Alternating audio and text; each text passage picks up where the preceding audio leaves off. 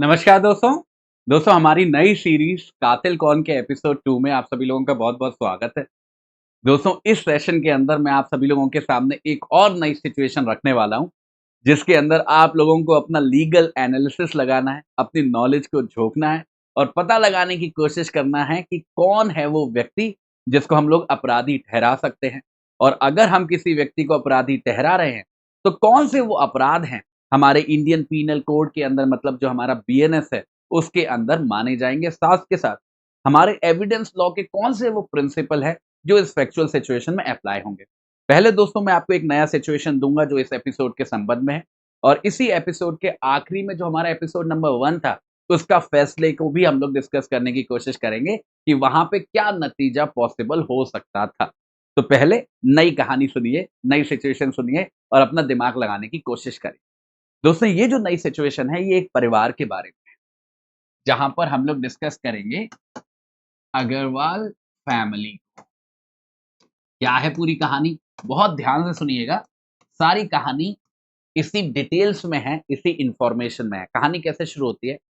एक व्यक्ति है जिनका नाम है महेश अग्रवाल। ठीक है? कैरेक्टर्स बता देता हूँ सारे। उनकी वाइफ है जिनका नाम है सीमा अग्रवाल।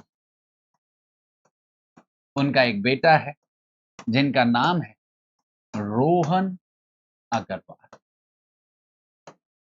ये जो महेश जी हैं, इनकी एक पर्सनल असिस्टेंट है जिनका नाम है निधि शर्मा।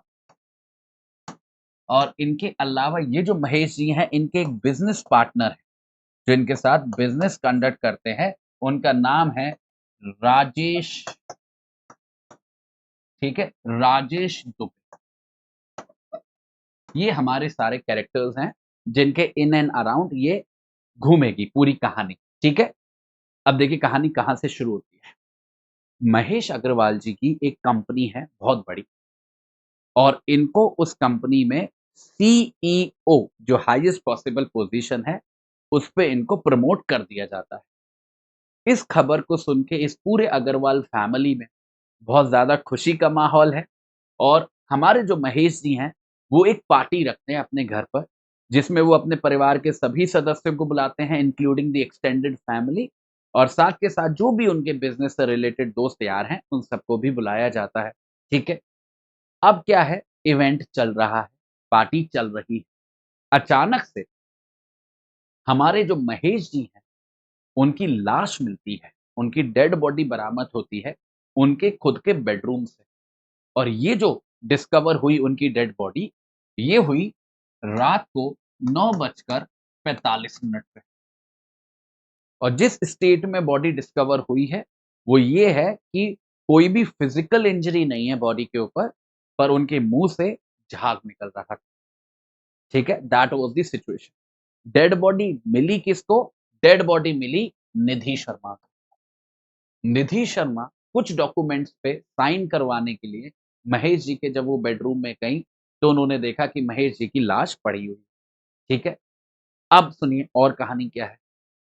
वहीं बेडरूम पे जहाँ पे लाश पड़ी हुई है, उसी में टेबल पे एक चाय का प्याला रखा हुआ है, चाय का कप रखा हुआ है, जिसमें हर्बल टी है, ग्रीन टी समझ लीजिए, जिसमें ग्रीन टी है।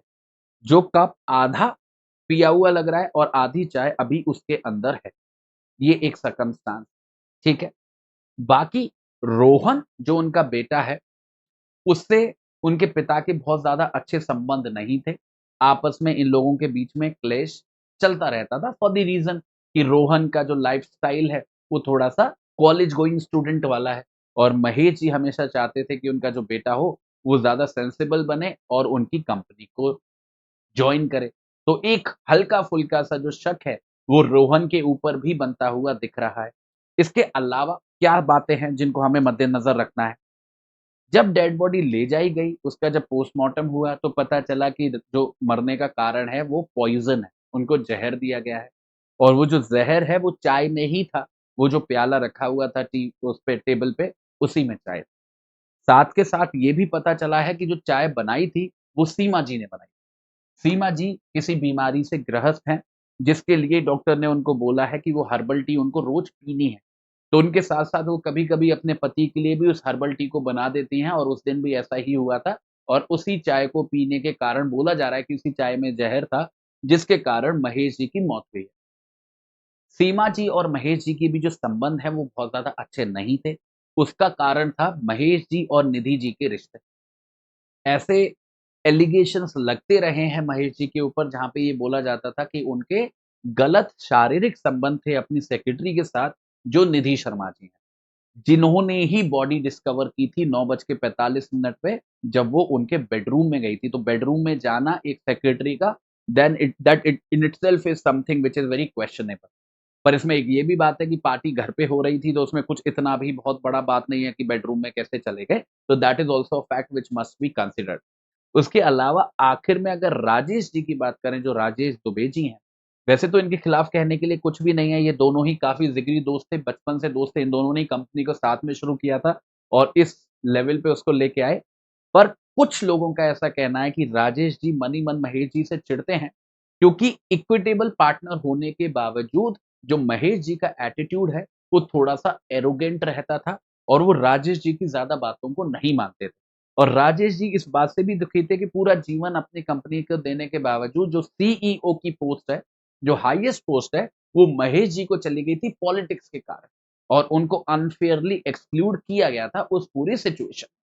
तो ये कहा जा रहा है कुछ लोगों के द्वारा कि राजेश जी भी बहुत ज़्यादा खुश नहीं थे और यहाँ तक बोला जा रहा है कि राजेश जी का भी कहीं न कहीं हाथ है इस पूरी परिस्थिति में जहाँ पर महेश जी और निधि जी के गलत संबंध। उसमें भी बोला जा रहा है कि कहीं न कहीं राजेश जी इस चीज़ को प्रमोट करते थे, जिससे उनके महेश जी के परिवार में शांति ना बन पाए। इसके अलावा रोहन के बारे में जो एलिगेशन आया है वो बड़ा इम्पोर्टेंट है। वो जो पॉइज़न है, जो डिस्कवर हुआ है टी के अंदर जिसकी वज़ह से मौत हुई है महेश जी की, वो रोहन की गाड़ी से मिला है। रोहन की गाड़ी में जो कपबोर्ड होता है, जो ड्रॉवर होता है, उसमें वो ज़हर की बॉटल मिली है और वो ज़हर एग्ज़ैक्टली मैच कर रहा है उस ज़हर से जो डिस्कवर हुआ है, जिसकी वजह से डेथ हुई है। इसके बारे में रोहन का एक्सप्लेनेशन ये है कि वो एक साइंस का स्टूडेंट है और उसके प्रैक्टिकल्स चल रहे हैं अपने कॉलेज में और उन्हीं प्रैक्टिकल्स के लिए वो उस पॉइज़न का इस्तेमाल कर रहा है और इसके बारे में उसने पुलिस को अपना वो प्रोजेक्ट भी शो किया है, जिस प्रोजेक्ट में उसने उस पॉइज़न का इस्तेमाल किया था। ठीक है? तो ये उसका एक जस्टिफाएबल रीज़न है। ठीक है? इसके अलावा सीमा जी के बारे में तो मैं बता ही चुका हूँ कि संबंध काफ़ी खराब हो गए थे महेश जी के साथ। एक तो रोहन भी उसका कारण था कि रोहन के साथ बर्ताव अच्छा नहीं था महेश जी का और उसके अलावा जो निधि के साथ जो महेश जी के संबंध थे, वो गड़बड़ हैं। और निधि जी के खिलाफ जो हमारे पास एविडेंस अवेलेबल है, वो ये है कि 9:45 पे मौत हुई है उन साहब की हमारे महेश जी की और लगभग साढ़े 8 बजे से साढ़े 9 बजे तक निधि जी ने महेश जी को कम से कम 20 बार कॉल किया है और 20 में से एक भी बार महेश जी ने उस फ़ोन को नहीं उठाया है। इसमें शक करने की बात ये है कि निधि पूरे समय पार्टी में थी और पार्टी शुरू हो गई थी शाम को 6 बजे ही। तो एक घर में होने के बावजूद निधि लगातार महेश जी को फ़ोन क्यों कर रही है, उस जगह पर अवेलेबल होते हुए वो फिज़िकली एक्सेस करने की कोशिश क्यों नहीं कर रही है? इसमें निधि का एक्सप्लेनेशन ये है कि वो जो डॉक्यूमेंट्स हैं जिन पे वो अल्टीमेटली साइन कराने गई थी महेश जी के पास, जब उसे डेड बॉडी मिली, वो डॉक्यूमेंट्स बहुत अर्जेंट थे उनको फैक्स करना क्योंकि किसी इंटरनेशनल कंपनी से हमारा ट्रांज़ैक्शन था, तो उनको अर्जेंटली फैक्स करना था इसलिए वो बार-बार कॉल कर रही थी क्योंकि महेश जी को उसको मिल नहीं रहे थे और वो चाहती थी कि महेश जी मिल जाएँ और वो साइन करके उन डॉक्यूमेंट्स को फैक्स कर दें, ऐसा महेश जी ने ही उसको बोला था कि ये डॉक्यूमेंट्स थोड़े से अर्जेंट। तो ये दोस्तों है पूरी कहानी। जहाँ पे हर एक व्यक्ति का कुछ ना कुछ बैर है महेश जी के साथ। कुछ ना कुछ ऐसे पॉइंट्स हैं जिनको देख के ऐसा लगता है कि हो सकता है कि उन्होंने महेश जी का खून किया हो, उनके साथ ये अपराध किया हो और कहीं न कहीं हर एक के पास अपना एक जस्टिफिकेशन भी है, कि वो पूरी सिचुएशन में क्या है। सीमा जी का जस्टिफिकेशन खासकर इम्पोर्टेंट है। उनका ये कहना है कि मैं अपने हस्बैंड को क्यों मारूँगी क्योंकि मेरा बेटा अभी कंपनी में पार्टनर नहीं है। पिताजी उसके कहते रहते थे बन जा पर फिर भी वो नहीं बना है और उनका ये कहना है कि महेश जी की मौत के बाद उनका बहुत बड़ा नुकसान होगा क्योंकि पूरी कंपनी अब राजेश जी के कंट्रोल में चली जाएगी और राजेश जी के खिलाफ ये बड़ा इंपॉर्टेंट एविडेंस है कि महेश जी के मरने से उनको बहुत बड़ा फायदा होगा और कंपनी उनके कंट्रोल में आ जाएगी जो वो चाहते थे। तो सीमा जी का ये जस्टिफिकेशन है कि वो उसको जस्टिफाई करने की कोशिश कर रही हैं। राजेश जी का जस्टिफिकेशन ये है कि वो तो महेश जी को मारने के बारे में सोच भी नहीं सकते हैं, क्योंकि पहली बात तो वो उनका बचपन का दोस्त है और दूसरी बात राजेश जी खुद ये बात कबूल रहे हैं कि कंपनी के बारे में या बिज़नेस के बारे में जो एक्सपर्टीज़ महेश जी के पास है, वो उनके पास भी नहीं है and that is the reason कि महेश जी का इतना नाम है कंपनी में, उनका इतना नाम नहीं है और वो इतना बड़ा रिस्क नहीं लेंगे कि उसी बंदे की वो हत्या कर दें जो उनका घर चला रहा है, जिसने उनको इतना पैसा कमा के दिया है। वो अपने पैर पे कुल्हाड़ी मारने के बराबर है। तो these are all the circumstances जो आपके सामने मैंने पेश किए हैं। अब आपको क्या करना है? आपको हर व्यक्ति को एनालाइज़ करने की कोशिश करनी है, कि क्या उसके मोटिवेशंस हो सकते हैं हत्या करने के और क्या सर्कमस्टेंसेस हैं कि वो हत्या करने से बचेगा, उसके क्या नुकसान है। उसके अलावा 9:45 पे जो मौत हुई, जो डेड बॉडी रिकवर हुई, जो पॉइज़न रिकवर हुआ रोहन की गाड़ी से, उन सारे फैक्ट्स एंड सर्कमस्टेंसेस को कंसीडर करते हुए आपको क्या लगता है कि किसके सबसे ज़्यादा इन्वॉल्व्ड होने के चांसेस? देखिए, एक बात समझिएगा, ऐसी किसी भी परिस्थिति में कंक्लूसिवली कहना कि कौन व्यक्ति अपराधी है, कौन नहीं है, वो पॉसिबल नहीं हो पाएगा। क्वाइट नॉर्मल सी ही बात है। बट आपको अपनी तरफ से ये एनालिसिस करना है कि सारे फैक्ट्स एंड सर्कमस्टेंसेस को समझते हुए आपको क्या लग रहा है, किसकी पॉसिबिलिटी सबसे ज़्यादा है? कौन कल्पेबल होने के सबसे ज़्यादा चांसेस रखता है कि उसने वो अपराध किया हो? साथ के साथ कमेंट बॉक्स के अंदर मेरे को वो रिलेवेंट सेक्शंस भी बताना कि आईपीसी के कौन से पर्टिकुलर सेक्शन, आईपीसी या बीएनएस दोनों में से किसी पे भी रिलाय कर सकते हो। कौन से वो सेक्शंस हैं जहाँ पे अपराध हुआ होगा, अगर अपराध हुआ है तो और किसके द्वारा हुआ है? और एविडेंस एक्ट के कौन से वो प्रिंसिपल है जो यहाँ पे आपको एप्लाई होते हुए लग रहे हैं।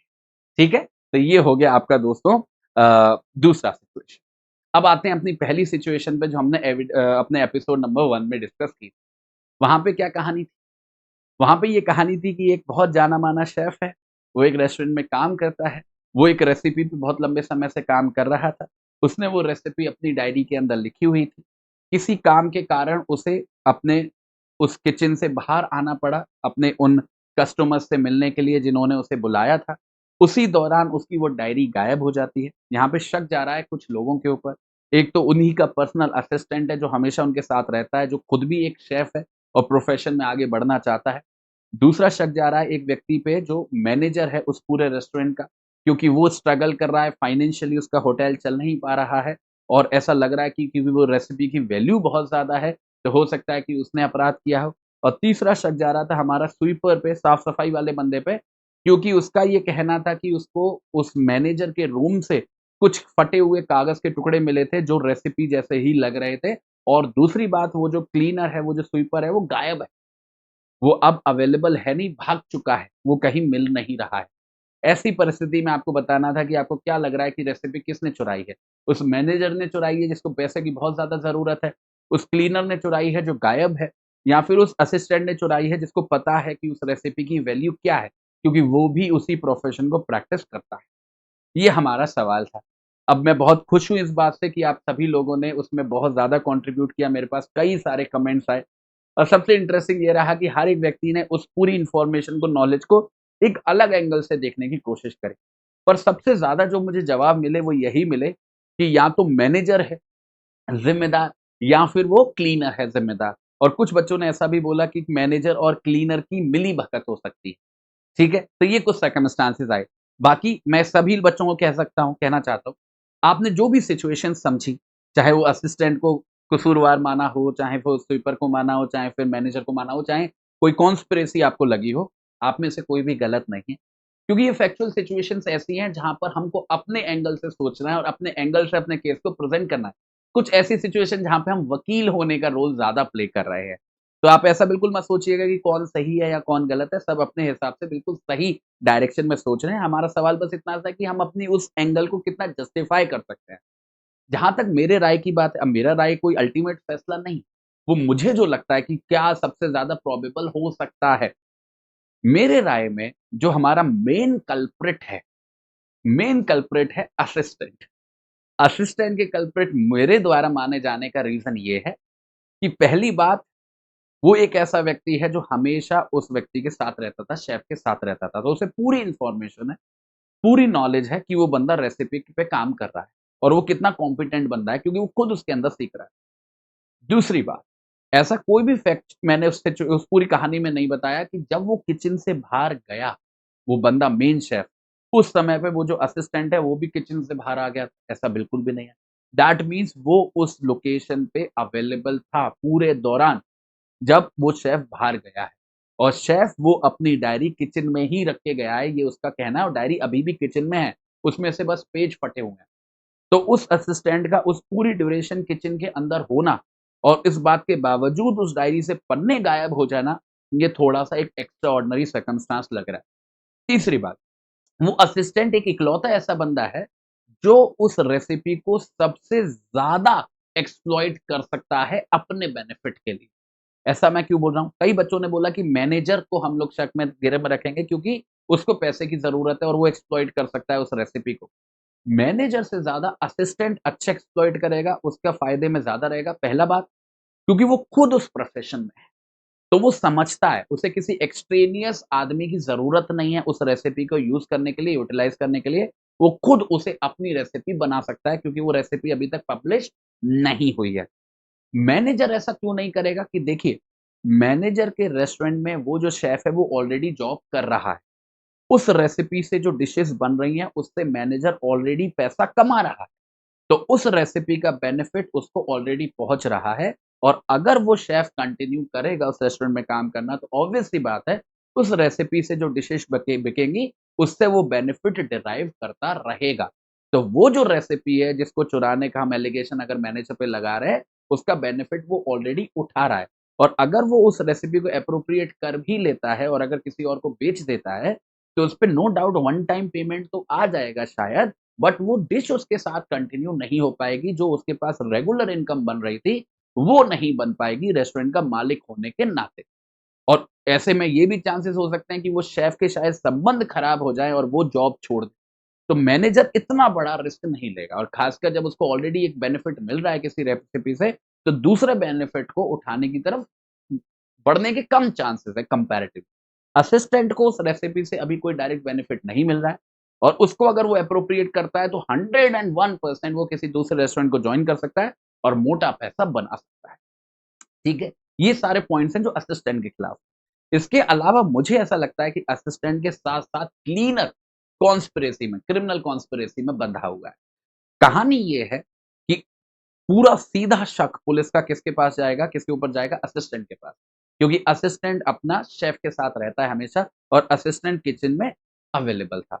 तो असिस्टेंट को कुछ ऐसा करना पड़ेगा कि शक उस पे ना जाए, शक किसी और पे जाए।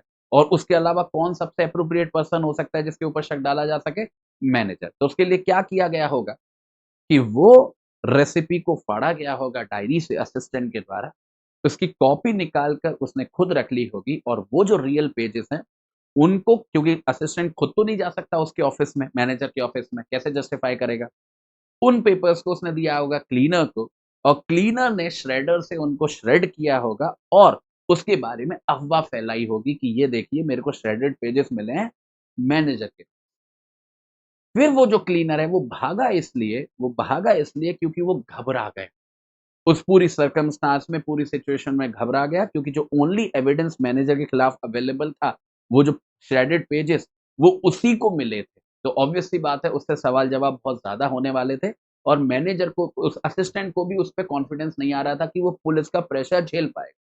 इसलिए असिस्टेंट ने उसको थोड़ा बहुत पैसा देके गायब करवा दिया और असिस्टेंट ने मनी मन ये सोचा कि पुलिस या तो मैनेजर पे शक करेगी या फिर अगर मैनेजर पे नहीं करेगी तो क्लीनर पे करेगी क्योंकि वो भाग गया है। मेरे पे किसी भी तरीके से शक बिल्कुल भी नहीं आएगा। अगर ये क्लीनर यहाँ बना रहा तो मेरे को डर बना रहेगा कि कहीं इसने सच बोल दिया प्रेशर में आके तो मैं गया। तो उसने ज़्यादा बेहतर ये समझा कि क्लीनर को भगा देना चाहिए। ये दोस्तों मेरा एनालिसिस है। मुझे लगता है कि जो सबसे बेस्ट पॉसिबल एक्सप्लेनेशन हो सकता था, वो यही हो सकता था कि असिस्टेंट ने कॉन्स्पिरेसी में मिलकर हमारे क्लीनर के साथ ये पूरे कांड को उन्होंने अ एक्युमुलेट किया, उस रिज़ल्ट को उन्होंने प्रोड्यूस किया। जहाँ तक कानूनी प्रावधानों की बात है, उसमें तो लगभग आप सभी लोगों ने सच ही बोला है, सही बोला है कि एक तो यहाँ पे थेफ्ट का अपराध बन रहा है। हाँ, यहाँ पे मैं देखिए दोस्तों इंटेलेक्चुअल प्रॉपर्टी राइट्स का डिस्कशन नहीं कर रहा हूँ क्योंकि मैंने आपको जब सिचुएशन दी थी तभी बोला था कि हमको सिचुएशन को केवल आईपीसी या बीएनएस के कॉन्टेक्स्ट में ही समझना है। तो यहाँ पे एक तो थेफ्ट का अपराध क्लियर है। थेफ्ट के अलावा क्रिमिनल कॉन्स्पिरेसी का कॉन्टेक्स्ट बन रहा है क्योंकि जो मैंने आपको सिचुएशन बताई, वहाँ पे क्रिमिनल कॉन्स्पिरेसी बनती हुई दिख रही है। तो ये 2 प्रावधान हैं जो आपके लिए इम्पोर्टेंट हो सकते हैं। बाकी कोई भी डायरेक्ट एविडेंस तो हमारे पास अवेलेबल है नहीं। सारा सर्कमस्टेंशियल एविडेंस है जिसमें एक बहुत इम्पोर्टेंट एविडेंस है कि उस व्यक्ति का हमेशा अवेलेबल रहना, उस व्यक्ति का हमेशा उस शेफ के साथ रहना और उस जगह पे प्रेज़ेंट होना जहाँ पर वो अपराध हुआ है। ठीक है? और एक्सप्लेन ना कर पाना कि उसके प्रेज़ेंट रहते हुए कैसे चोरी हो गई। ठीक है? ये एक बहुत इम्पोर्टेंट सर्कमस्टेंशियल एविडेंस है जो असिस्टेंट के खिलाफ जा सकता है। ठीक है? बाकी आप मुझे बताइएगा कि आप इस मेरे एक्सप्लेनेशन से एग्री करते हैं और अगर नहीं करते हैं तो व्हाट इज़ द अल्टरनेटिव राय जो आप देना चाहेंगे कमेंट बॉक्स का बिल्कुल खुल के इस्तेमाल करिए। और बाकी जहाँ तक ये वाली जो अग्रवाल फैमिली की मैंने आपको सिचुएशन बताई है, इसके संबंध में भी जो भी आपकी राय है, चाहे सीमा जी के खिलाफ, रोहन जी के खिलाफ, निधि जी के खिलाफ या राजेश जी के खिलाफ, आपकी जो भी राय है उसको ज़रूर जल्दी से जल्दी बताइएगा। बाकी अगले एपिसोड के अंदर मैं इसको भी एक्सप्लेन करने की कोशिश करूँगा और एक नई सिचुएशन आपको दूँगा। और कानूनी प्रावधानों को भी ज़रूर मेंशन करिएगा कि कौन-सा अपराध हुआ है और कौन से पॉसिबल अपराध हो सकते हैं। बीएनएस के, आईपीसी के या फिर हमारे एविडेंस के। बाकी तब तक के लिए आज्ञा दीजिए। उम्मीद है आपको मज़ा आ रहा है इस नई सीरीज़ के अंदर। आपको जब तक मज़ा आता रहेगा तब तक मैं आपके ऐसे एपिसोड्स बनाता रहूँगा। तब तक के लिए आज्ञा दीजिए दोस्तों। नमस्कार।